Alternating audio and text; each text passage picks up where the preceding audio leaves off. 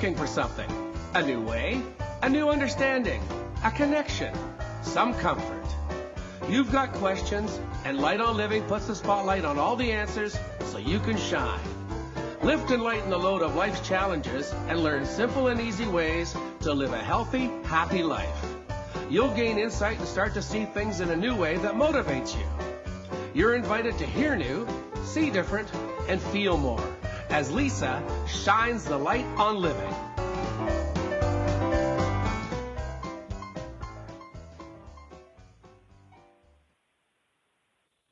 Welcome, everyone, to Light on Living. I'm your host, Lisa Berry, giving you reasons to feel good, bringing you exceptional authors who express their experiences through writing.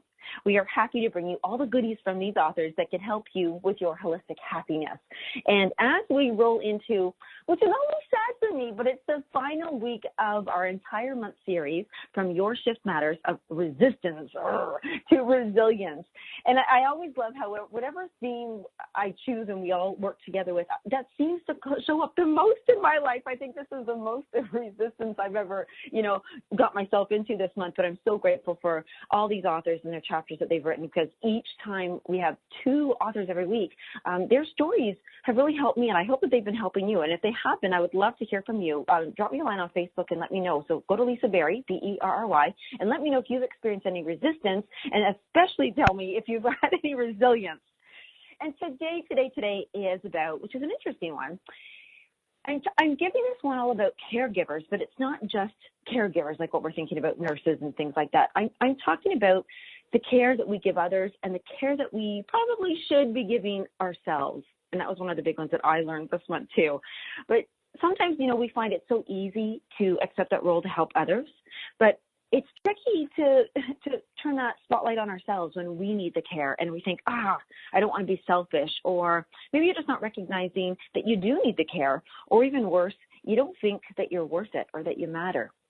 So my first guest that I'm bringing on today, she is one of the co-authors of the book that we're talking about in the series of Your Shift Matters, Resistance to Resilience. And actually, I've had the pleasure of interviewing this wonderful co-author before. And let me tell you, since then, which is only months ago, she has been so resilient. I've done some really cool stuff, and I can't wait to share. But we have with us Stephanie Davis Miller. And hi, Stephanie. Hi, Stephanie. Hello. Hello. And, your bio in this particular chapter is, I want to read it because, what it tells, it kind of gives you the listeners that little bit of a backup. So let me start with that, and we'll chat a little bit, okay? So, everyone, Stephanie is a dynamic female paramedic from Ontario, Canada. That's where I am, everybody. Stephanie was a victim in the storm of the century in 1993 in Florida, helping to save her sister and losing her best friend in a car accident on the same night.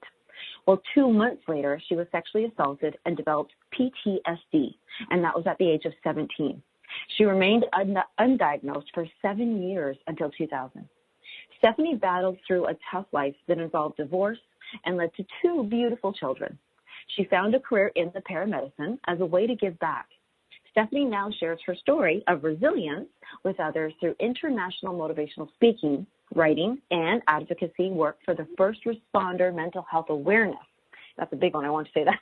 And it's through her organization called Stephanie Speaks.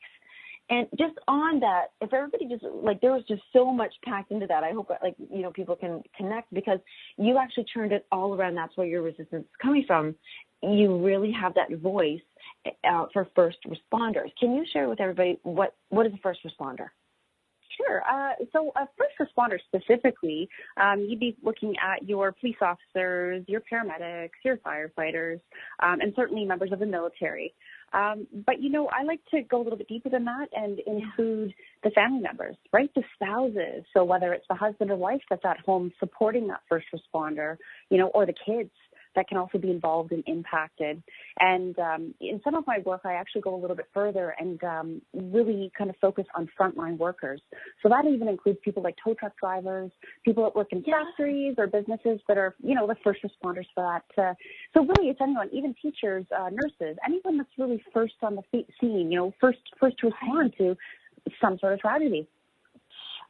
You know what's funny? Because you mentioned tow truck drivers, that actually made me think about how literally you're right. It's the first, like I definitely had to call it a tow. And maybe I've been really shaken up and maybe I'm not fine, but you're right. It's really how they're responding to me that really makes the difference of that experience. Sure, absolutely. And so this biggest thing, so let's go into, because I mean, we did hear a little bit about what goes on, but when we talk about the biggest thing for you is we really shared about mental health, but PTSD and PTSI. You want to talk a little bit about that so people can see if maybe that's them and they go, oh my gosh, this is because you went undiagnosed for 7 years. Oh my gosh. Sure. Yeah. So the term, quite honestly, has changed names so many different times over the years, with terms like battle fatigue and shell shock. Wow. All sorts of different things. So, most recently, yes, when I was diagnosed in 2000, it was called PTSD. And I actually, well, not just me, I'm sure many people, but I actually changed the terminology just to help me, and kind of create healthy neural pathways for myself into post-traumatic stress injury, because it wasn't my fault. So PTSD, what is PTSD? Well, I mean, it's people reacting to exposure to an abnormal event. This abnormal event is often violent, or horrific in nature. Something that is absolutely out of, the person's, normal kind of scope of practice or normal life, normal things that they've been exposed to.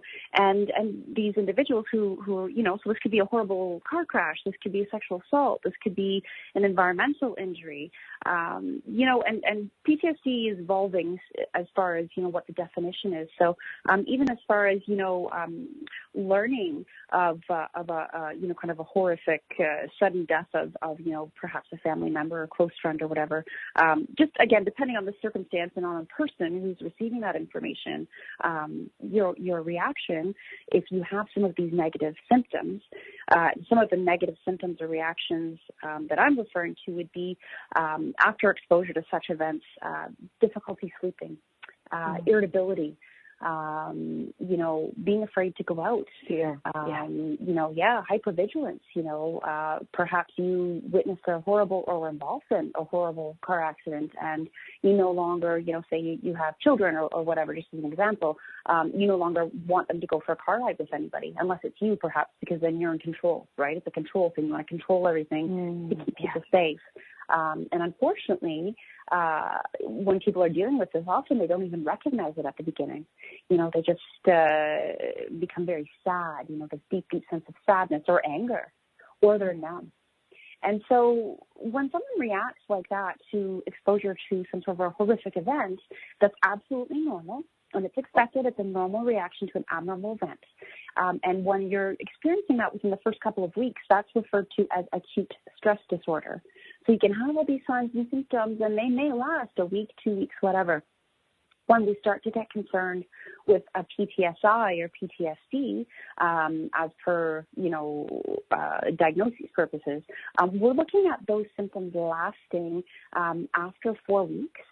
Now, in saying that, some people may start reacting immediately, and they may continue to react, for 6 months, a year, goodness knows how long. But in some cases, people who are exposed to these events don't seem to have any reactions, or at least nothing that's definable, or they're not seeking help at that point in time.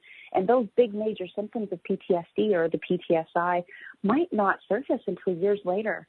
I've been to talks where I've heard, police officers that have been on the job for 32 years, and it wasn't until after they retired, perhaps had a grandchild or whatnot, that something. Their environment changed or condition changed that triggered it. That's right. Yeah. So that's, that's kind of a layman's terms, but that's kind of in a nutshell. PTSD, your symptoms impact your life. So they basically make a huge difference in what you were before as to what you were after. And so some people lose their jobs, their relationships, goodness knows what. It can be quite traumatic, if not, dealt with. So when you, and let's go into that just for a second. So when we dealing with things, because here's one question. Can we have post-traumatic anything from multiple events, or what happens if 5 things happen to somebody, would they have 5 different symptoms, how would they even go through the layers of, like, I'm almost thinking, oh my gosh, everybody must have some sort of, Sure. Like, wouldn't everybody almost have some kind of traumatic event going on? Sure, absolutely. And so, for myself, for example, because of, those exposures that you mentioned at the beginning when I was 17, certainly there were things that happened before, and working as a paramedic, there's certainly things now, a lot of moral injury type of situations that I'm exposed to now, among other things. And so, my therapist, we were talking about it some time ago now, but I actually have a diagnosis of complex post-traumatic stress disorder, or post-traumatic stress injury, if you wish. So, yeah, absolutely, there's different things, and it really is based on the individual, and you're right. I would say that, in general, people are exposed to different things. It's just, there's so many different things involved, like ingredients, for lack of a better word, a recipe. So, sometimes I think about that myself. I think, well, wow, my gosh, here I am, and yes, I'm dealing with this, and it's awful and horrible. And I think about people, in some of those war-torn countries, people that are exposed to all sorts of horrible things. And I think to myself, well, how the heck are they able to keep going? How do they put one foot in front of the other? I don't have the answer for you. All I can tell you is how I deal with mine, which is, therapy. And so when you're, in that situation where you think, gosh, maybe I have been exposed to, a few different things, it's really important that if you're really hurting and whatnot, that you do have some professional help there to kind of guide you and help you, because this stuff is heavy and, can really be all-encompassing. But I certainly need to check in with my therapist, once, twice a month, whatever that looks like for me, just to stay healthy and to stay well and just balance myself out. Yeah. Talking about staying healthy and well, it's funny. So one of the, when I was reading your chapter, all these chapters, they have so many lines. Like, I wish I could, I used a couple quotes on the Facebook post there, but there's another one that I really love. And you spoke about what is resilience to you? And I wrote, you wrote, and then I copied it. Strength is resilience. Strength shows up when you're scared to death and you move forward and ignore the fear. And I want to grab that, because this is something I want to ask you. So if I'm just going to say it again, so strength is resilience. Like, that's part of it. It's in the ingredients, the formula, right? And it says strength shows up when you're scared to death and then you move forward and ignore it. But is PTSD more like when you're scared to death and you can't move forward, or like you're stuck? Sure. Absolutely. People get stuck. To say that I've never been stuck would be, wouldn't be true. There's certainly, we're human beings, right? And resilience is a great thing, and absolutely with the, strength. Strength is huge. Strength of character, strength, whatever, you have inside of you. I've also since learned, a big part of resiliency is being real with yourself. If you can't be real with yourself and admit with yourself or accept that, yes, this horrible thing happened, and yes, it affects me, and it's terrible. You know what I mean? If you can't, denial is the opposite. Yeah. If you can't come to terms with that, then you're kidding yourself. And the tricky thing is that you can't fool your own brain. You know what I mean? You might think you can and push it off for a little bit, but it's always there, coming back to kind of haunt you. So back to PTSD and being stuck and whatnot. Yeah, people who have PTSD, this is a general term, but I would not say that they're weak. I would not say that at all. And I wouldn't say that they're lacking strength. It's just really hard. And, everyone has to work through things at their own pace. And, thankfully, because I have a wonderful support system, I've been able to, kind of put one foot in front of the other, like I said. But there are times, there are times that even now, I'll say to my therapist, I don't want to be a paramedic anymore. I don't know why I do that. Why do I do this? Right. And it's like, wow, you got bills to pay. But, it's more than that. And it is good to question things, though, because, and also when you say that, I don't want to be in somebody, not quote unquote, I don't mean challenges you, but says, oh, you don't? It is helpful for us to remember why we do choose to do the things we do.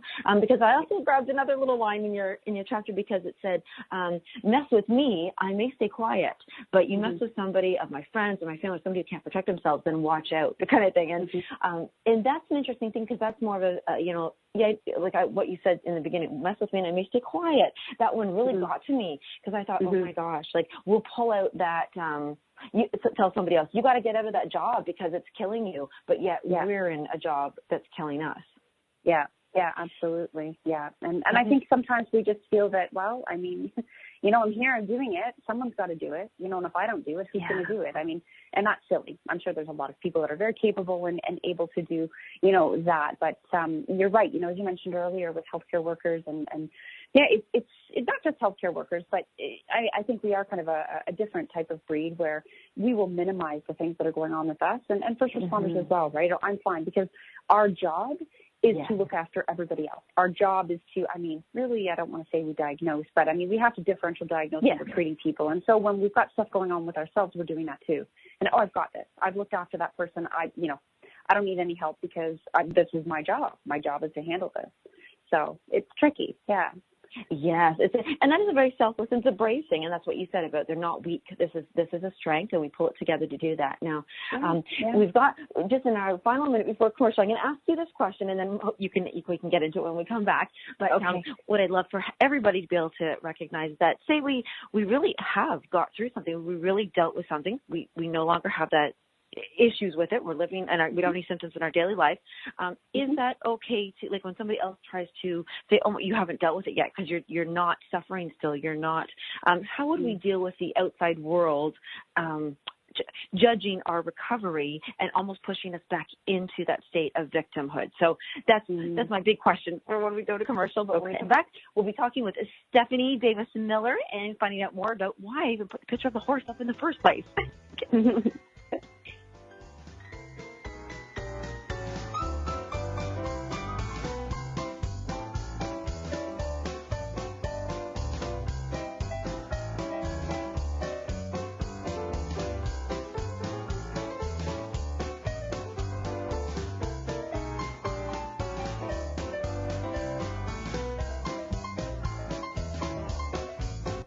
The best of the holistic, spiritual, and conscious world. OMTimes Radio. IOM-FM. OMTimes magazine is one of the leading online content providers of positivity, wellness, and personal empowerment. A philanthropic organization, their net proceeds are funneled to support worldwide charity initiatives via Humanity Healing International. Through their commitment to creating community and providing conscious content, they aspire to uplift humanity on a global scale. Connect at omtimes.com. OMTimes, creating a more conscious lifestyle. I can't really be that worthless. I can't really be that stupid. Weak? Fearful? Unlovable? I just really can't be that broken. Wow, those beliefs have slammed the door shut on my heart, stopping me from stepping into my greatness.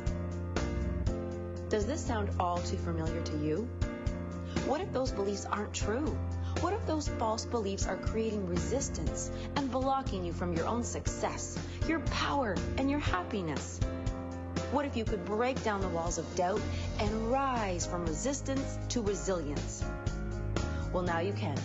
Just like 11 other women overcame impossible odds with courage, strength, and determination. The truth is, your shift matters, and you're not alone. And others share their story to help guide you along your freeing experience to confidence, joy, and love. Tune into Light on Living's Your Shift Matters series to hear from 8 of the 11 co-authors of the #1 bestseller on Amazon, Your Shift Matters, Resistance to Resilience, compiled by Dana Zarcone. Get your copy, read their stories, then join us as we get to experience their inspiring words personally.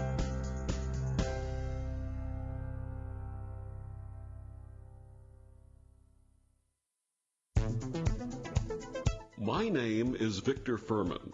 Some call me The Voice. I've always been fascinated with human nature, spirituality, science, and the crossroads at which they meet. Join me Wednesdays at 8 p.m. Eastern on OMTimes Radio, and we'll explore these topics and so much more on Destination Unlimited. So I'm a cat, and I just moved in with this new human, and she's got this little toy she's always playing with, all day long. Tap, tap, tap, tap, bloop, bloop. She can't put it down. There it is. Oh, and get this. She even talks to it. Last week she asked it for Chinese, and guess what? Egg rolls showed up. Like magic. Humans have cool toys. A person is the best thing to happen to a shelter pet. Be that person. Adopt. Brought to you by the Ad Council and the ShelterPetProject.org.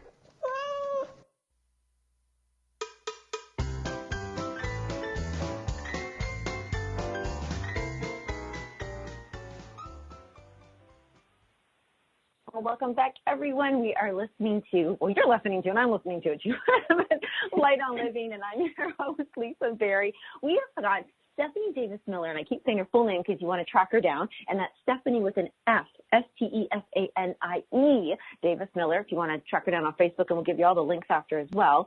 But Stephanie, you're one of the co-authors in Your Shift Matters, Resistance to Resilience, amongst other ones, but you know what's funny? I was trying to think of the word that I was looking for the whole commercial time. You know when somebody goes into rehab and then they come out and they're all good, but then they fall back. What is that word?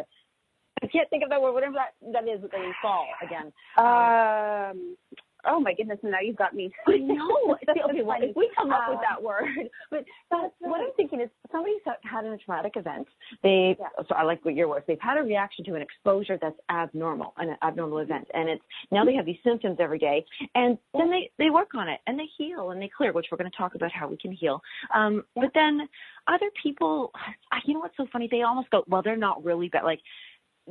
They think they're fine. They're pretending. They don't want to admit it. They're like other societies almost. And then do we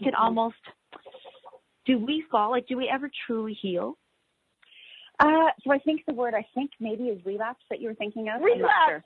Thank you. It was bugging me. I had to get it. Yeah. So I mean, I think first of all, we're all human beings. You know, we all bleed. We all fall down. And, relapse, if you really go into the study of addictions, relapse is actually a part of the healing process. So it's actually expected that people will relapse. It's a matter, again, of is the support system there? Are they able to kind of, bring themselves back out of it? What can I say? It's interesting. I saw a little quote or post or whatever on Facebook, and it basically, it says, it's really easy to spot a yellow car when you're always thinking of a yellow car. It's easy to spot reasons to be mad when you're always thinking of being mad, but you become what you constantly think. So you really need to watch yourself. And I think what I take away from that is just that, healing, living with PTSD is a thing. PTSD is there and it's always going to be there. It's this quiet companion that travels along with you. And in order to stay well, it takes constant, and I say this all the time, it takes constant, purposeful, dedicated work. And so, there may be people in society. Listen, I have coworkers that, I'm sure look at me and think, well, she's got PTSD. But you know what, at the end of the day, we need to learn to block out those barking voices because they don't matter. We need to focus on ourselves. We need to focus on what we know is right, what's right for us. And you know what, if there's things that are unhealthy in our lives, then we need to get to that point where, limits and boundaries. I can tolerate this. I don't tolerate this. And that's hard. Sometimes that's hard to have to cut those people out or whatever, but sometimes it's for the best, So I guess that's my answer to your question, when people are, at you or, if you do relapse, you might relapse. To say that I don't relapse, thankfully I haven't been as bad as I once was, but I have down days, down weeks, and I have to work really hard and use my big girl voice and communicate with my husband, with my therapist to let them know that I'm not feeling okay. Usually they already know. But, I know, darn it. But to be able to work through that. So, yeah. And you've created a beautiful thing, which is, since the last time we speak, you have brought in a way that people, and it's so fun, that people can actually get the help they need from a very non-judgmental voice and being. Can you share with us? I love it so much. Okay, share with us what you've launched. Yes. So I've launched an equine-assisted learning program with so kind of Stephanie Speaks is sponsoring it, and basically I bring in an instructor Her name is Brenda Elkins, and she's just absolutely wonderful. And I've got another lady that's also willing to come in and work with us. We also, at the time, will have a psychotherapist with us. And basically, Stephanie Speaks goes out, raises the funds, and then will sponsor 6 first responders at a time to come in with horses and just learn that communication with horses. Horses are non-judgmental. Horses are prey animals, so they are very good at reading the situation, reading, your frame of mind, because they have to in order to survive. So you might be standing in front of a horse with a big smile on your face, but, being broken inside, and the horse knows that. And so this equine-assisted learning helps the first responder come out with the horse and connect with the horse. It's actually known that the horse's limbic system is the closest to ours. And so it's magic. It really is a magical experience, and it's part of a healing process. So we offer this program for first responders to come out in hopes that, perhaps this is something that might work for them where other things haven't. And then they're welcome to, pursue their own therapy with, the ladies that I work with. But we do that here in Brantford. At an absolutely gorgeous farm, Sandy Lane Stables. And, we're trying to do that, to offer it quarterly. It's, funding is something that we're constantly working on. But from the couple of sessions that we've held so far, absolutely magical. It brings tears to my eyes. Absolutely magical. Yeah. We're excited about that. I'm very excited too. So right now, for everybody, as we have to let Stephanie go, but I want to have everybody invite them too. So how could they just get in touch with you, find out from you? I mean, of course, read her book. All of her information's in there. But absolutely. So Facebook, I'm on Facebook, Stephanie Speaks, or you can look up Stephanie Davis Miller. I'm on Instagram, I'm on Twitter, you name it, I'm there. And I also have my website, which is www.stephaniespeaks.com. And again, that's Stephanie with an F. I am not pH balanced. But yes, stay tuned, keep looking, because we're going to be holding some workshops coming up, hopefully the spring, summer with the horses. So that's exciting too. Oh, it really is. And, I've had a little bit of knowledge about people and it's just tremendous. And I love what you said. Now, I'm just going to peek in to see if our next guest, our co-writer, is on the line. Do we have another guest online? Yes, sure. Hello. Oh, good. Yay. Okay. Hang tight there. I just want to make sure you're there. There you go. Well, okay. So, Stephanie, as a second-time guest, Stephanie, you've just been as awesome as always. You bring up so many things in my mind. I hope everybody else is connecting and knows that be the caregiver to themselves, and when you need help, reach out for it. So, and get a hold of Stephanie at stephaniespeaks.com. Yes, thank please. you so much. Okay, thank you. Have a great day. Thanks for the opportunity. You too. Thanks, Stephanie. Bye-bye. Thanks. Bye for now. Look at that. See, it's so interesting as we shift from one type of resistance to resilience to the next, because we do have yet another lovely co-author of the same book from Your Shift Matters, Resistance to Resilience.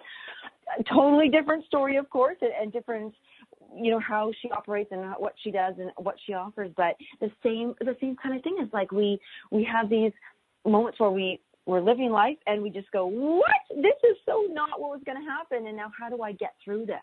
So first of all, I'm so happy that you're here, Wilda. Hello. Hello. Thank you for having me. Thank you. Oh, and now I'm going to just jump into your bio so that everybody kind of gets a little background about you, and then we'll just keep on chatting, okay? Okay, great. Thank you so much. And trust me, so please correct me if I kill your last name, but it's Wilda Pregnano. Am I good? Yes, Pregnano, correct. Okay. Yes, thank you. Okay, so Wilda is a transformational coach that helps individuals become the best version of themselves through lasting habit change and self-care. See? It's on that self-care thing. She is currently working on obtaining her neuro-linguistic programming practitioner certification to further her study and understanding of the human experience, communication, and behavior.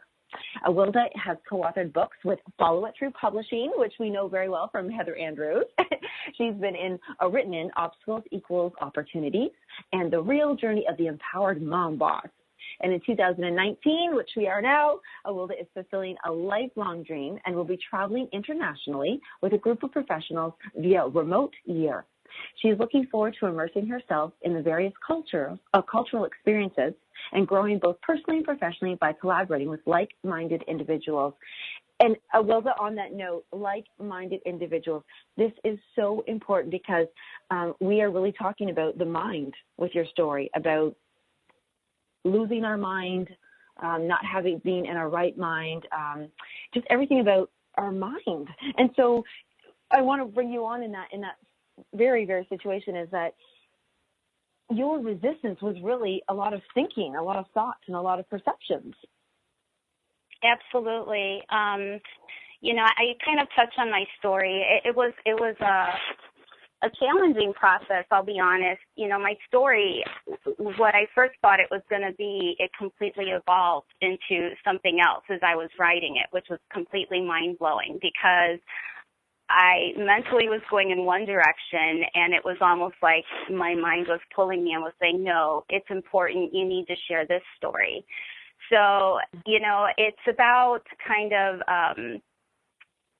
you think something's there and it's not there, almost coming into realization, really looking at maybe people just as people. We're all just trying to do the best that we can do. And kind of just in your heart, just kind of stepping back and maybe kind of in that moment, as you go through your journey of, what are you going to choose? Which path are you going to choose? Because really, we're the ones, we ourselves, we're the ones that kind of set that path, that motion. We're the ones responsible for our destiny. As we're growing up, the adults around us, that's the world that we know. And those are the words that you hear. That's the speak, that goes into your heart. And, so that's what you think is what's the normal. And as you grow and you see things differently, it's almost like, at least for me anyway, I really struggled with that. I really struggled with my identity, with who I was. My self-confidence was affected a lot. I had a lot of personal, dramatic life moments. I became a widow at a very young age. I was a single working mother, and later in life I had to, become a caregiver for my own mother. I've experienced loss in jobs. So it's almost like, how do I kind of deal with this constant, of the revolving wheel of, and all I can tell you, Lisa, is I'm not speaking as an expert. I'm speaking from self-experiences. Yeah. I have to think about, kind of look from my center and being like, I have to take care of me. The better I take care of me, the better I can handle and manage everything else around me. And it took me a while, honestly, to figure that out because, especially as a single young mother, you almost go through this guilt thing of, obviously your child is your most important thing, but every time I did something for myself, there was always that, oh no, I should be looking, I should be thinking another way or trying to direct something somewhere. Do you know what I'm saying? It's just that if you go through this guilt complex and, it's really tough to kind of, in that moment, just to reassess and kind of pull yourself out of it. And it's not until... Can you hear me okay? Yeah. Oh, yes. I want to take this in chunks because I love that you really highlighted about the mind, yes, and a better perception, but you really highlighted about parents. And I love that because you had mentioned about taking care of your mom, but you also mentioned how you're a mom.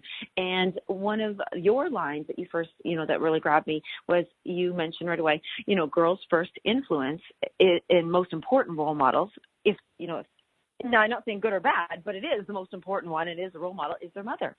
And and you wrote about that. And now your mother. So you knowing and recognizing how important a role your mother played in your life, that you're playing that role to your child. And I love that that's coming out right now because you're saying, oh, I go through so many guilt because did you ever think before that, your mother might have felt guilty so she wasn't being herself taking care of herself? Like, you know what I mean? Like there's so many ways around this. When you talk about with your mom, did your perception of her change then of what you had originally thought and then went through?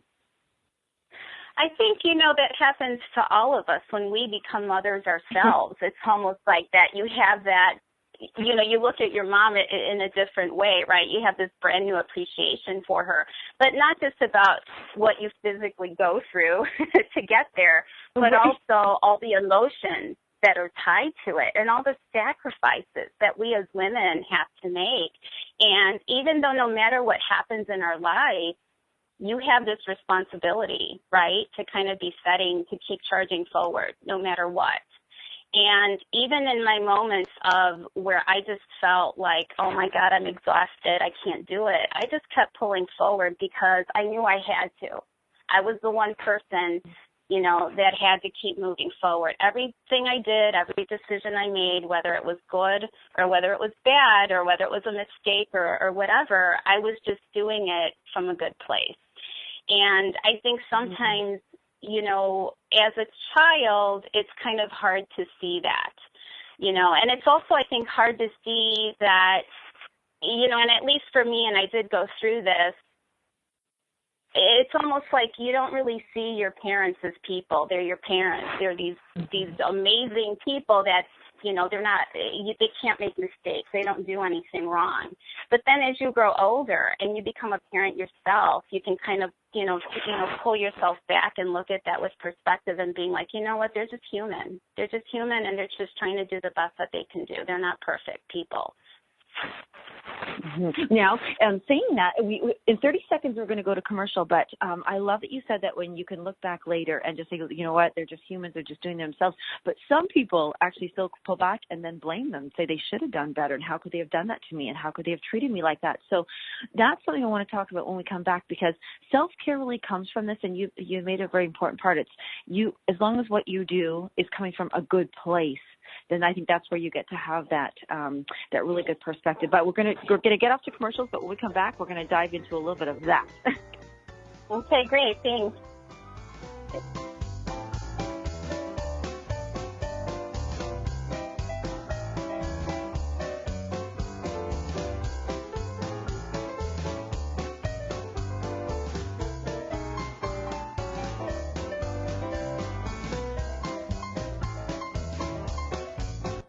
The best of holistic, spiritual, and conscious world. OMTimes Radio. IOM FM. Ascending Hearts is no ordinary dating site, but a spiritual dating site with a purpose, to link you with your soulmate. We engineer the serendipity so you can trust that you will attune with someone that has the same matching vibration as you. Ascending Hearts, the conscious dating site for the spiritually aware. Try Ascending Hearts for free. AscendingHearts.com. Grab a cup of tea or a glass of wine and tune in for Inspired Conversations with publisher Linda Joy on Tuesdays at 2 p.m. Eastern. Linda creates sacred space for leading female luminaries, empowering authors, heart-centered female entrepreneurs, coaches, and healers. A soulful venue where guests openly share the fears and obstacles they've overcome, wisdom and lessons learned, and the personal journey that led them to the transformational work they do in the world. Inspired Conversations to empower you on your path to authentic, soulful living.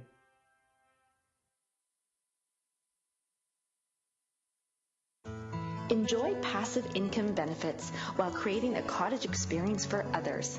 From a relaxing getaway to connecting with nature, sitting around flickering campfire light, dipping in cool, refreshing waters, strengthening your body with biking, hiking, boating, and swimming. And you have the cottage that could be a part of all of those memories while earning you money. Financial abundance as a thank you for renting your cottage. Become a cottage rental owner today, safely and supported. RentCottage.com.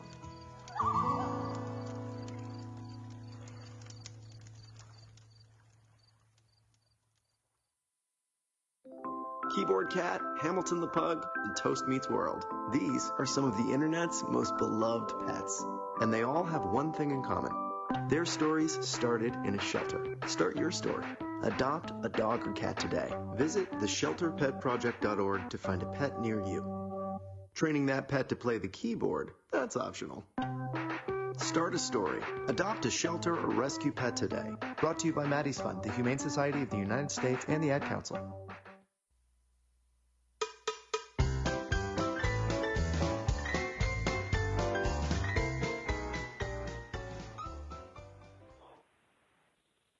righty, we're back here. We are speaking with Awilda Pregnano she is one of the co-authors in this specific book, Your Shift Matters, Resistance to Resilience. And you know what I love, Awilda, that you were talking about is we are talking about self-care and self-care, self-love. Now, there are so many times in our lives, whether it's a parent or it can be even like our children, but our boss, somebody who we think is really a role model or like they have the power of us, that we can either go through. And I've taken these words from your chapter specifically: criticism, negativity, short-temperedness from another person, moodiness, somebody who really is like hard on us for our appearance or, you know, our weight or something like that, something, our skill that we think we're just taking care of the house, doing our house cleaning, but yet somebody's always like, it's not good enough. And it's not that we need to change that other person, is it? It's that we need to love ourselves enough that we can, like, how would you go through that? Because that's in a lot of people's lives. We're dealing with a lot of that. And does it really come down to self-care? It absolutely does. And I love that you said that it doesn't matter if it's a personal relationship or a professional relationship or just a friendship with someone else. When you experience that toxicness, I'm trying to say, that negativity that's coming at you, I guess you got to know how to, or you have to kind of build that boomerang, right, to like not let it affect you. And self-care for me, honestly, has been a lifesaver. I think it's almost learning how to, or learning how to kind of like protect that space for yourself, so that you're not allowing that to come in. I know that the more I focused on me and the more, and it can be little things. It could just be, taking a walk. It could be meditating for a few minutes. It could be going and getting a pedicure or something. Just doing something good for yourself and just remembering that you're number one. You're number one. The more stable and the more the stronger you can feel on the inside, it's going to come out on the outside, so that no matter what treatment you're going to get from someone else, it's not going to personally affect you. At least that's what I've been able to do, is kind of just build that within me. And it's taken a while. It's been a process. I'll be honest with you. It's not easy. And it's almost like coming to that realization, too, because sometimes when we're in that situation, when we're in that, relationship, no matter what it is, where you're experiencing that kind of negativity and harshness and criticism, it's almost like you don't realize it right away, because it almost comes when you listen to it all the time. It's what the normal is. And it's not until you can step back and have some perspective and be like, wait a minute. At least with me, it kind of happened where I was like, you know what, I need to stand up for myself. At some point, you need to stand up for yourself and say, wait a minute, this has to stop. And you're the one that controls that, not the other person. I think it's really important. That. Yes, it's true. One thing I've learned, Lisa, is in dealing with so many different people. I was in retail management for many, many years. I've experienced all different types of people. And one thing I've learned is we all have baggage. Everybody has baggage. Everybody has history. Everybody has problems. But how you carry yourself and how you carry that baggage, that's what's going to define you as a person. So you can, you have a decision every single day when you wake up. You're going to say, am I going to be victorious today, or am I going to be a victim? And it's just shifting that mindset and saying, hey, I'm going to win today. No matter what happens, no matter what people throw at me, I'm going to win no matter what. And, one thing, at least with me, because I had experienced many years of kind of hearing the negative talk and the negative chatter, I was doubting myself. I wasn't feeling that confident, and it was hard to get out of bed. And one thing, it's just that, and I've learned, it's like, if you decide to kind of crawl in and kind of stay in bed and don't face it, you're not going to win. You have to force yourself, no matter how crappy you feel in that moment, and say, you know what, no, pull yourself out, get out, walk around, and you'll see right away it just starts to change. That moment of self-care has to happen right away. It really does, because you're setting the tone right then and there of what the day is going to look like. I love that you said that victorious versus victim. I like that. That's so cool. That was such a good one. And when you say stand up, when you say stand up for yourself, I would like all the listeners to really hear, and this is what I'm feeling, is that when anybody says stand up for yourself, we don't mean like stand up and shout at another person and tell them that they're wrong. You stand up for yourself to yourself. And I think that's a big differentiating thing. It's not you against the world. It's you aligning with yourself. Yeah. Right. Like when you said about, when you're bombarded by criticism's huge. I mean, especially, my gosh, if you were in the retail world, that's probably one of the most abusive, places out there, environments out there. And I love that you said, it's when you're not, the confidence and you're berated and you kind of go, oh my gosh, is this true? Say no. You have to stand up to yourself. No, that isn't true. I am worthy. I am good. What is it you use? Like, you do your meditation and stuff like that. Do you use any kind of tools like EFT tapping, or what do you do? It's funny. When I started going or studying to become a health coach, one thing they encouraged us to do is in the new year, it was like, don't make resolutions, make a mantra for yourself. What is it that you're going to chant? So for the first year, my thing was, and I saw this quote somewhere and it stuck to me, and it said, proceed as if success is inevitable. And those words to me were so powerful. And I would say that to myself every single day. And last year, my mantra for myself was to move forward with intention. And I tell you, Lisa, every morning I would wake up, and when I was feeling that way in bed, I was like, no, Awilda, you need to move forward with intention. Get up. What's your intention for the day? And that word intention is so important because it involves action, right? That action has to come from you. It's not, nobody else is going to do the work for you. So it's funny, I'm a driver now. I do a lot of things. I mean, yes, I do coaching. I'm also a writer, but I also drive, to support myself. And I am in contact with so many people. And you have that like one-on-one moment, whether it's for 5 minutes or an hour. And one girl, she was so amazing. Her ride was like an hour. And she was listening to me, she was sharing with me about her relationship. And then I was kind of sharing with her a little bit about my story. And she just sat there and she listened. And she said something to me that just stuck with my heart. And this is my mantra for this year. She said, I love how when you speak, you're so complete on your own. You're so confident in what you're doing. You don't need another person. And I said to her, it's like, I've known that, Lisa, but hearing it out loud and that someone else pointed that out to me, I'm like, you're absolutely right. I have been through so much. And you know what? I am complete on my own. Yes, I would love to share my life with someone else, but you know what? I'm complete on my own. I have gotten this far. I have been through all the things I have been through. And you know what? I am complete on my own. And if somebody else comes along, they have to compliment that. You know what I mean? Like, they have to compliment that. And it's not because it comes from a need, because I can do everything for myself. Anything I need, anything I want, I can get it for myself. And really my journey through this year.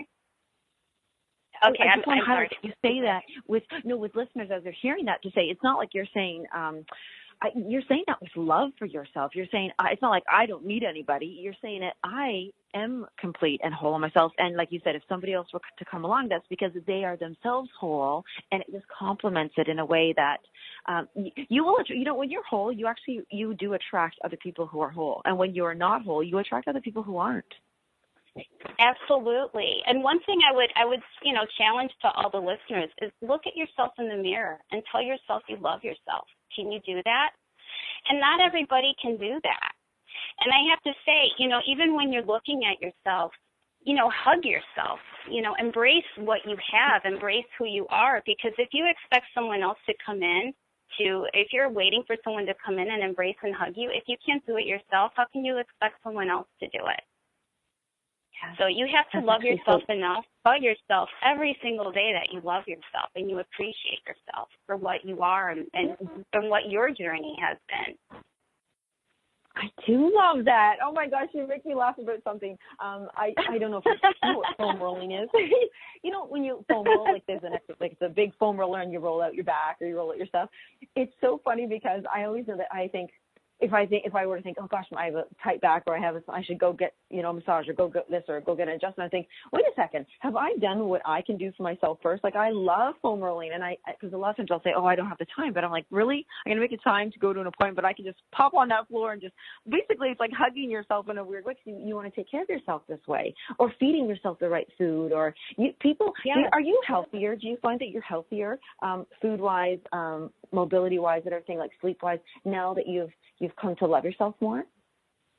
Yes, absolutely. It's funny you say that, because this year I am trying to make more, it's funny. It's like, you hear about clean eating and all this stuff. It's like, you know what, I'm a coach, maybe I should try to incorporate some of these things. And this year I kind of made a commitment, just stay open-minded. And I've been trying different vegan meal plans. And you know what, Lisa? I'm finding it. I truly love it. Like, I truly love it. It's just like this wonderful little surprise. So, I'm expanding my taste, right? My eating habits. I've lost 20 pounds since the year started. So it is helping me. So the next thing, and this is the thing too, everybody, how you do one thing or how you do something in one part of your life, it's going to ripple to the other areas of your life. So if you think about your health, your career, your relationships, your finances, once things start going really well for you in one part of your life, you're going to see it's going to kind of ripple into the other areas of your life, because how you show up one way is how you show up for everything. And that's actually a lesson. It took me a while to learn that. And the more that I stayed hidden and insecure and afraid, the more it was affecting really everything that I was trying to do and accomplish. So the more that I've been able to kind of break out of those habits, take care of myself, look at myself and be honest with myself, and just really kind of like set a plan, right? Just how you plan for everything. It's funny. At work, I was a superstar, and at home, I was a total train wreck, or that's how it felt. And maybe I wasn't, but that's how it felt, because I was so focused on work. I was a single mom. I was a workaholic. This is what I had to do. Everything else kind of came second, and I had to really spin that around and say, wait a minute, what's really important here? Who's going to be there at the end of the day for me? Who's going to be there that really, really matters? You have to make sure everything's great at home, and then everything else will fall into place. I love that you mentioned about that ripple, how when it flows one way, it will kind of flow into the other, because you are a transformational coach, and that's how transformation happens. And so we still have 3 more minutes, but if anybody was thinking, you know what, I really am connecting with what she's saying. It sounds so, practical. And I'd like to reach out to Wilda and ask her about her coaching. How can they get a hold of you? Sure. So I have a couple of different emails, but the easiest one is they just want to say Awilda, the health coach, at gmail.com. That's my Gmail that I take all my health coaching. I'm also on LinkedIn, and I'm on Facebook, Twitter, and Instagram. They can search me through my name. Okay, and I'm actually going to spell your name. So it's Awilda, Awilda, and Prignano, Priga. Let me start over. Prignano. Yes. I just want to say that one thing, if you could, with your closing remarks on speaking about that open-mindedness and expanding, because I love that you just said that. How could somebody start in one little baby step, choosing to be intentional and open-minded? I think the place where you have to start is you have to kind of start and say, well, what's important to me? What is it that I want? And it's funny, whenever I ask people that question, they have a hard time answering. I mean, they honestly look at me like nobody's ever asked me that before. And you have to ask yourself that question. What is it that I want? If you have to write it down, record yourself, whatever it is that you have to put it out there.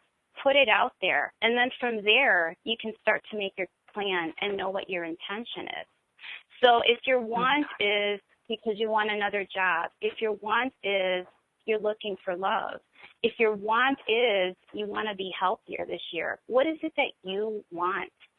And, break it down. You're not going to eat, how do you eat an elephant? You eat it one bite at a time, right? So everybody thinks about, all the things that you want. No, don't be scattered. you need to be very centered, very focused, because once you start making those small changes, change happens in small increments, baby steps. I love it. I love it.